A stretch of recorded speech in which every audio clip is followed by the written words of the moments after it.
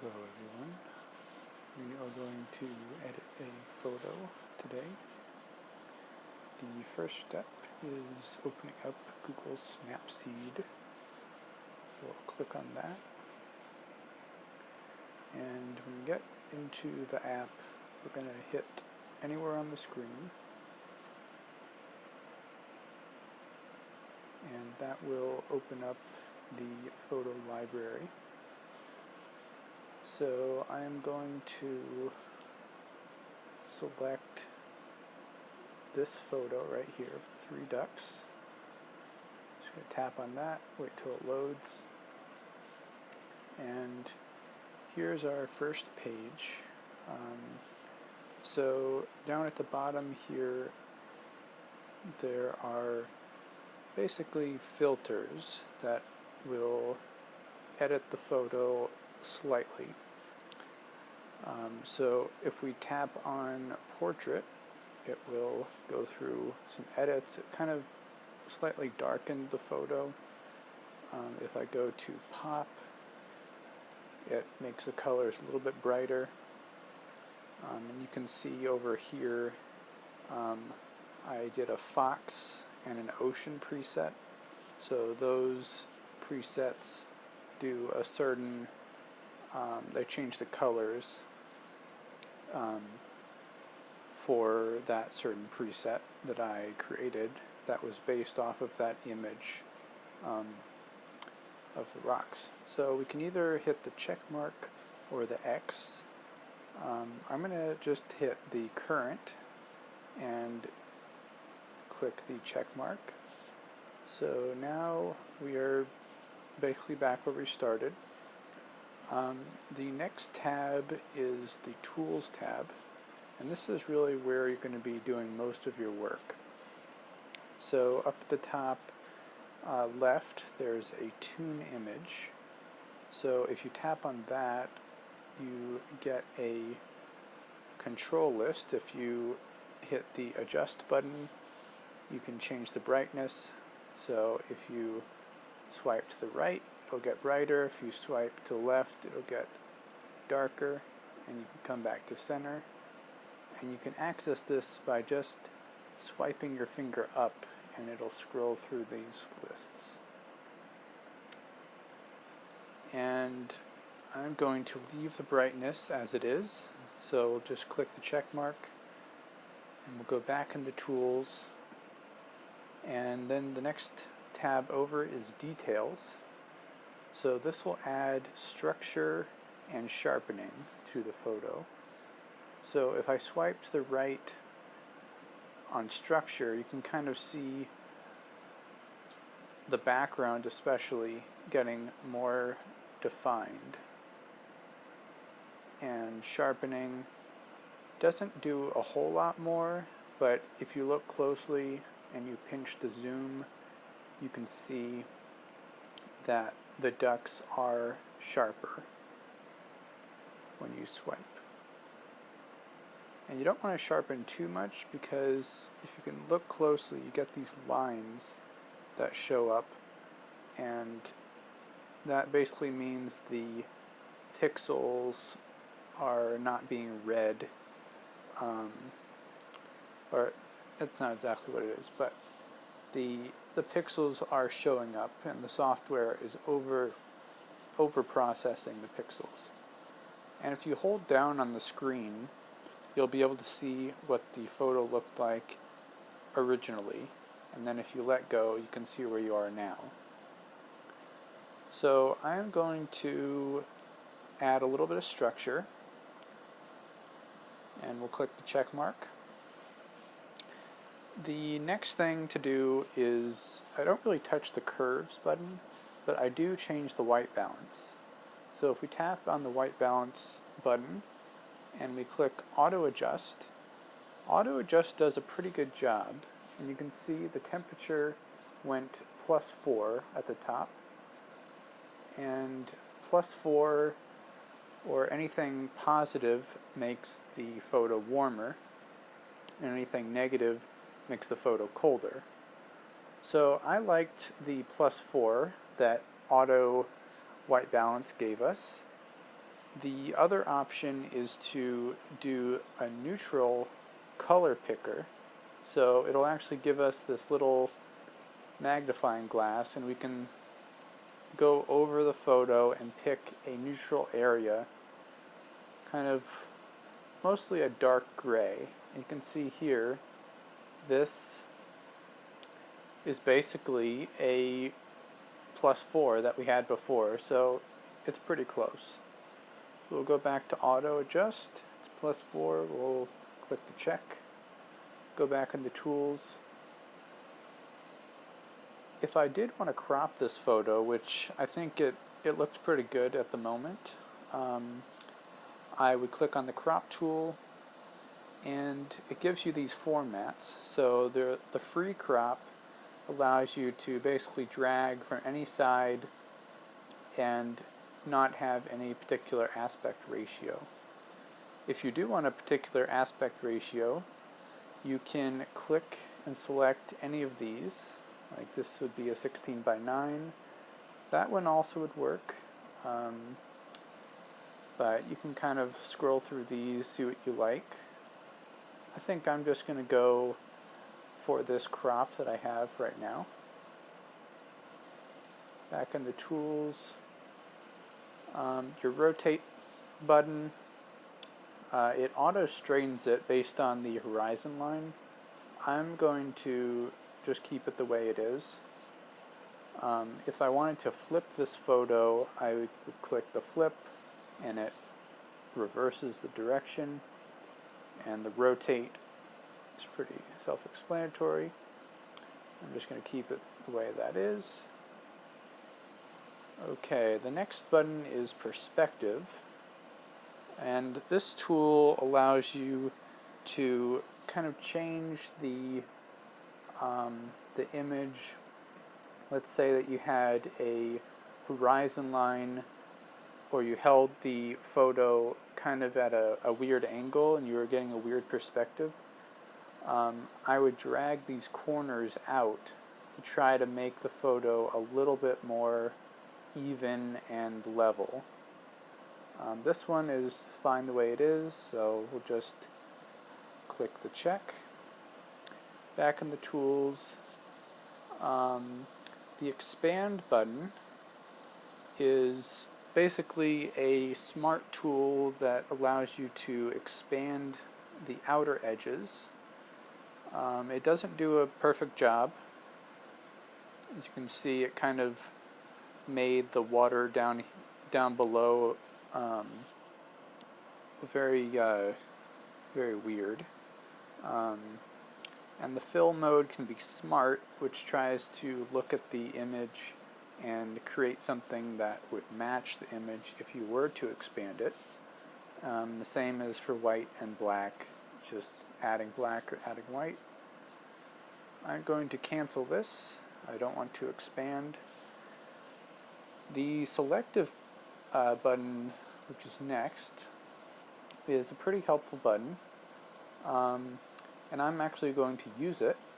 So if I tap on this duck up here on the left, right now it has a B on it, and this is basically a selective tool which will only edit a certain area. So it has a B on it for brightness.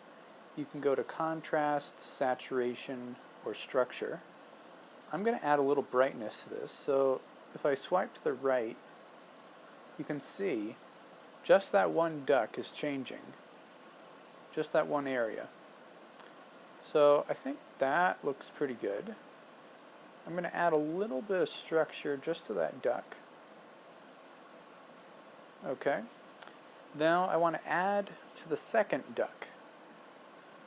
So we'll do that. We're going to add a little bit of brightness. And we'll go into structure, add a little structure.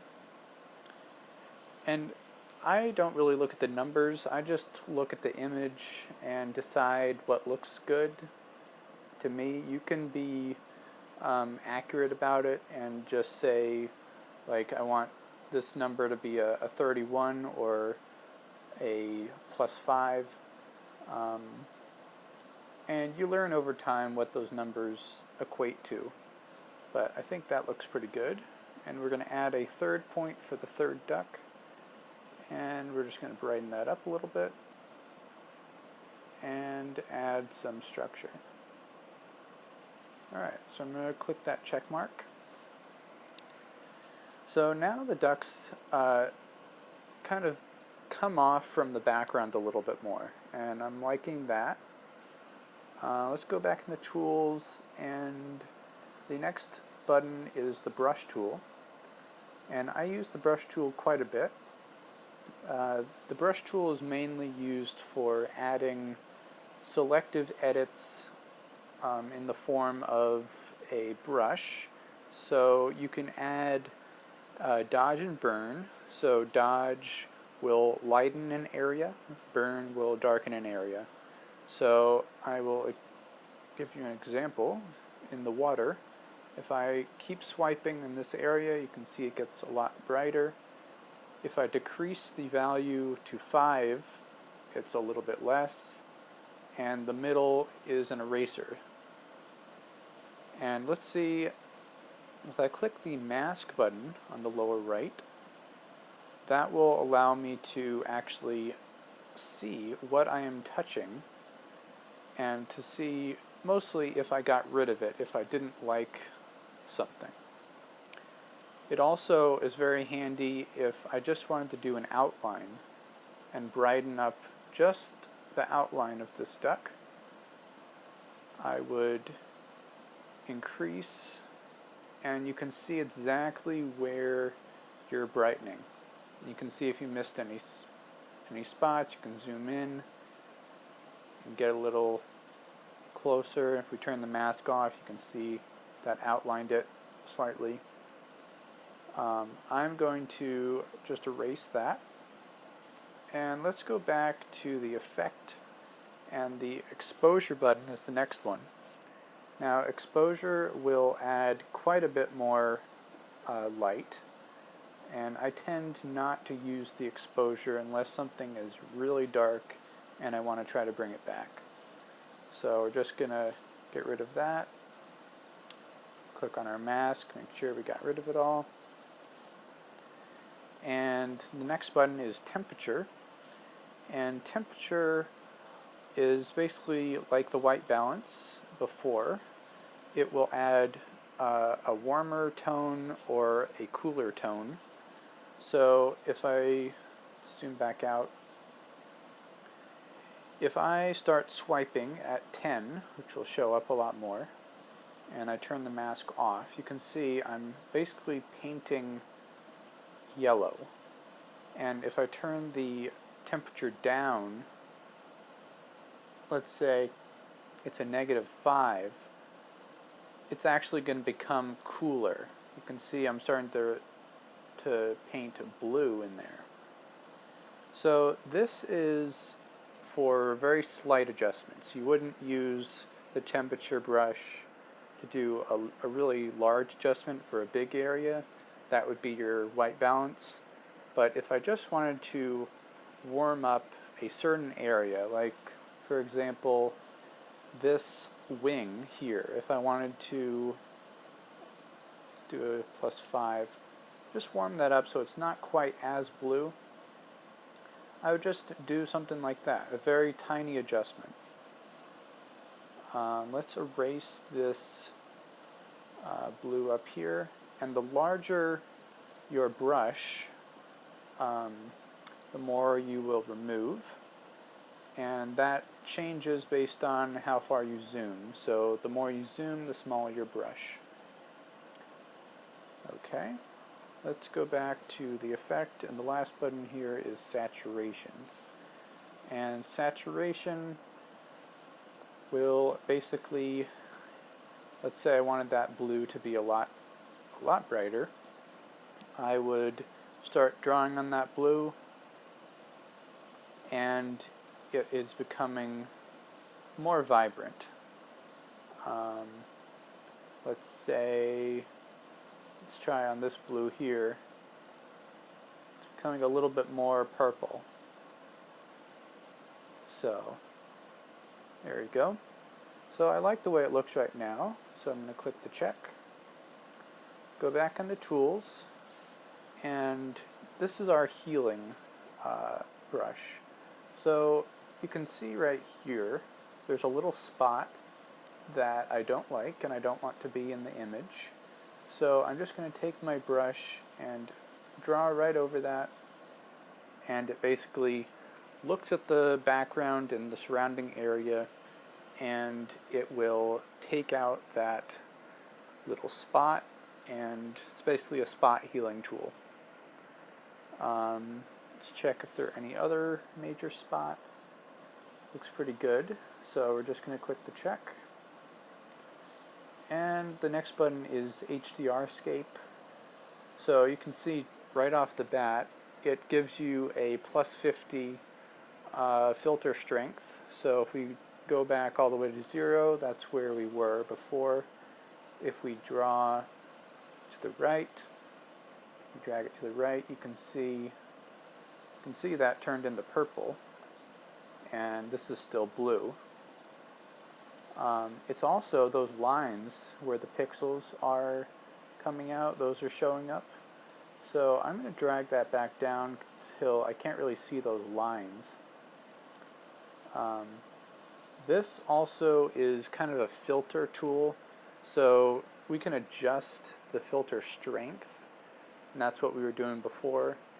But it's basically using a bunch of different things and analyzing the pixels and giving us a certain result. So I like the way that looks right now.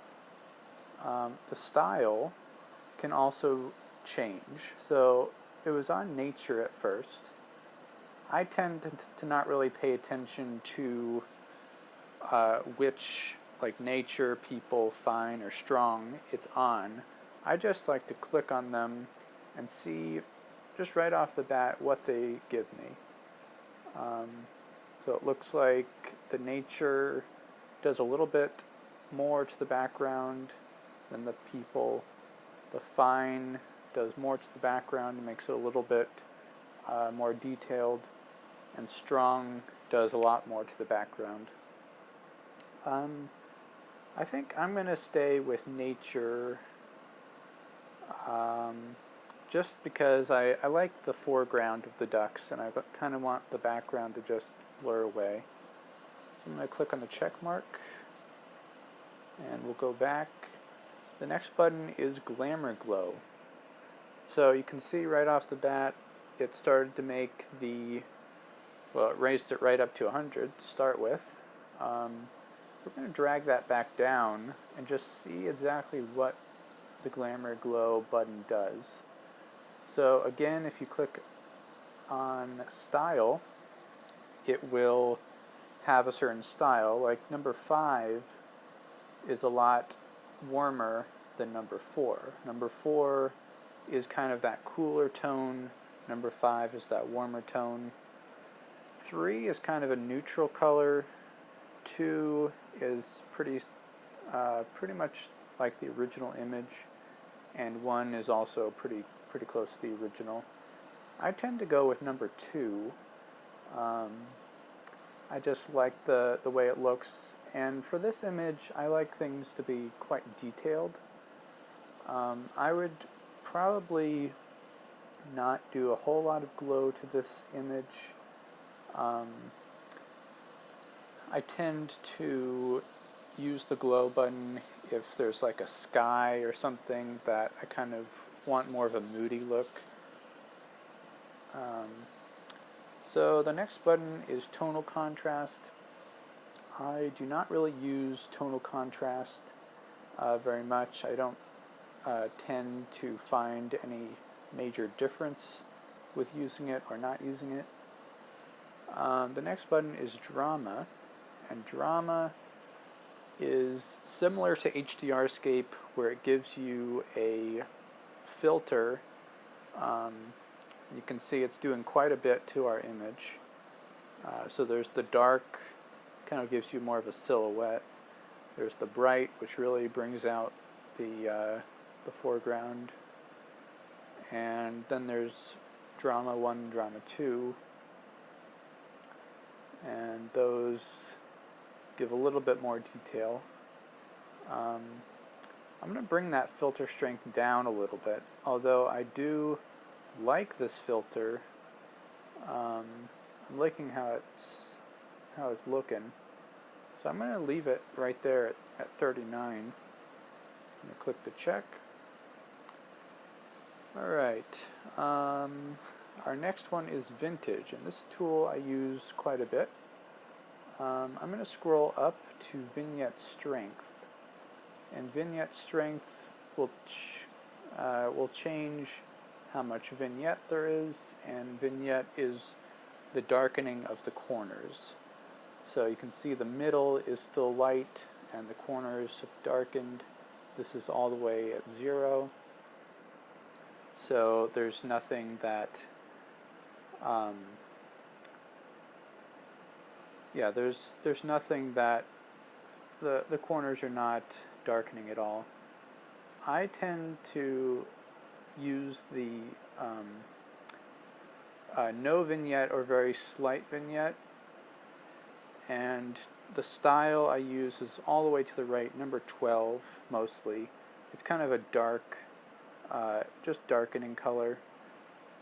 These are our filters as well, so I tend to use that one.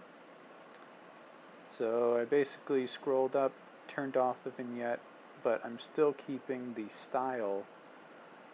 You can see that changing around 20, or around 16. Alright, we're going to click the check. I'll go through these other buttons here. There's grainy film. Grainy film will give you these presets that kind of, you can see me dragging the slider, it makes it a lot grainier. For most of the photos that I do not add any grain. Grain is more of a preference and a certain look that you're going for. This photo I want to be nice and crisp, so I don't want any grain in there. I'm going to click the check, not going to do any grain. Retrolux. This is adding, again, like very severe filters. That kind of would be like a black and white image.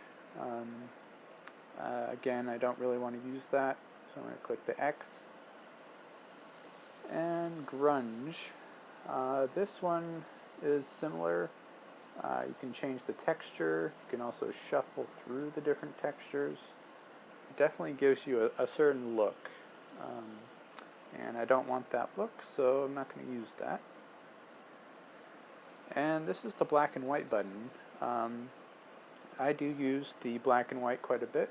If I want just a plain black and white image, I think this image of the 3 ducks would look great as a black and white. I think I'm going to just see what these are just by tapping on them. This one probably looks the best. Yeah, why don't we just leave this one as black and white? I kind of like that.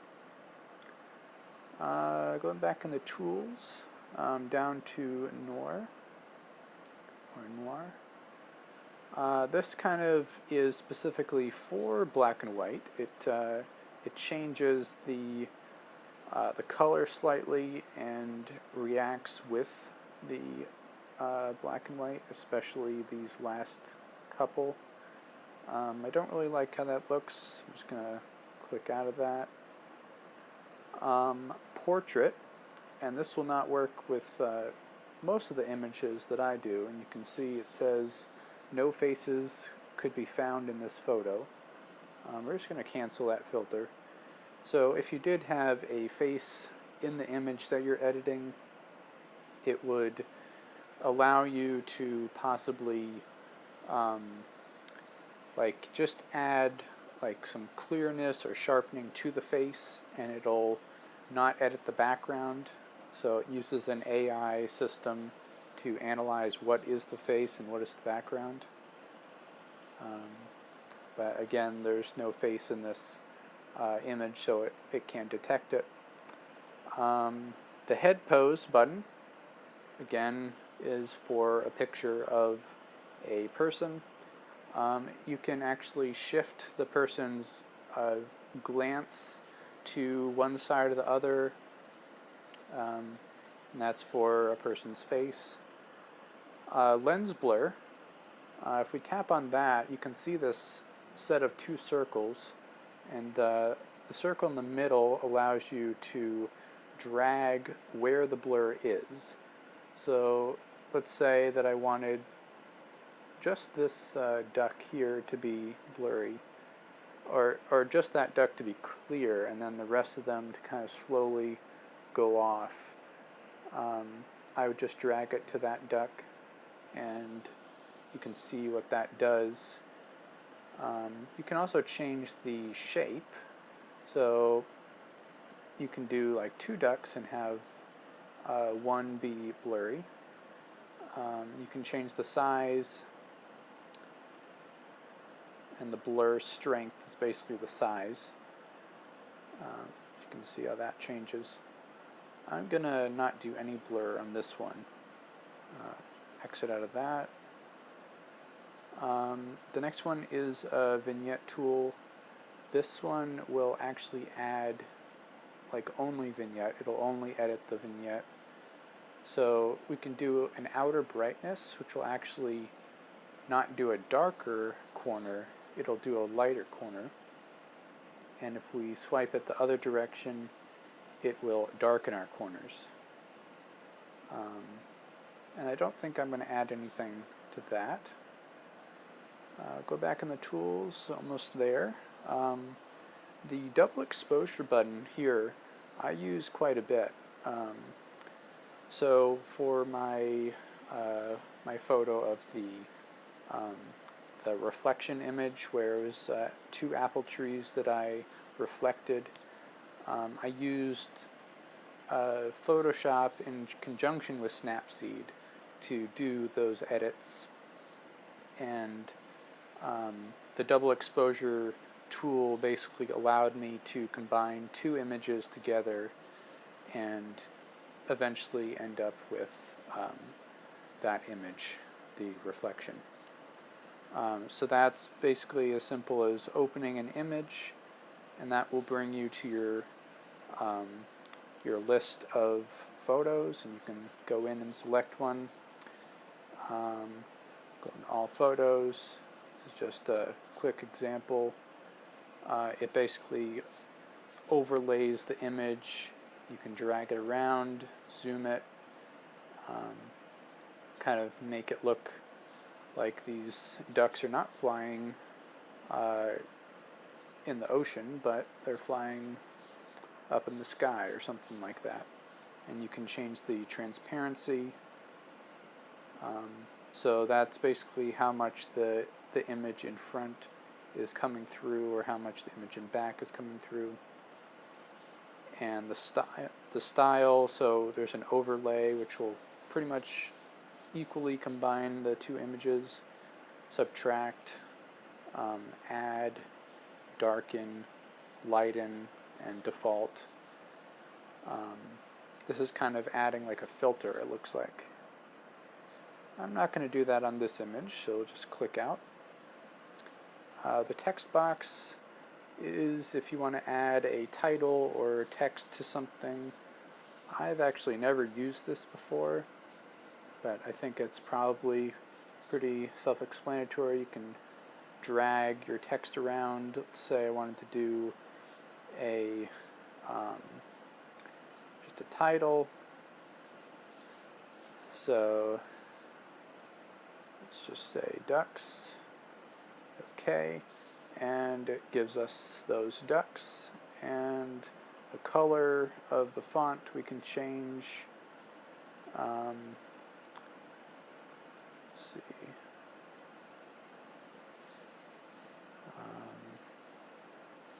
You can pick any of these. I'm going to exit out of that. I don't really want text on there. and frames. This is probably the last tool, and it is the last tool that I use quite a bit. And this is just adding a overall frame to the image. I can sometimes get a better sense of how I want to compose the image using the frame, and you can change the width. I usually go for a very thin border, and you can select down here if you want it to be white, if you want your corners rounded or more square. I think the black and white images tend to look better with a white border. So that's pretty much it. So if you're happy, and of course you can always go back and re-edit certain things, and that will be all set. And up here at the top, if you click on this basically back arrow, you can revert your changes to the beginning. Another helpful feature is this View Edits button. And this basically gives you a history of what exactly you did throughout the image. And if you tap on a certain little box, it'll kind of run you through exactly what edits you made, which I think is kind of cool. And you can go back to the original. So from the original to our final, you can see the changes. It's quite a bit. So we're just going to go back, and pretty much the last thing to do is export the image. I tend to export creates a copy with permanent changes, just a regular export. You can also share the image, but I would definitely export it and then share it, because if you share it, sometimes you can just share it and you may lose the image. So we're just going to click on the export. It will go through all the edits that we made and create a JPEG image. So usually pretty quick. Successfully exported. So that's pretty much it. And that is sort of my editing workflow, and I hope you enjoyed. Okay, thank you. Bye.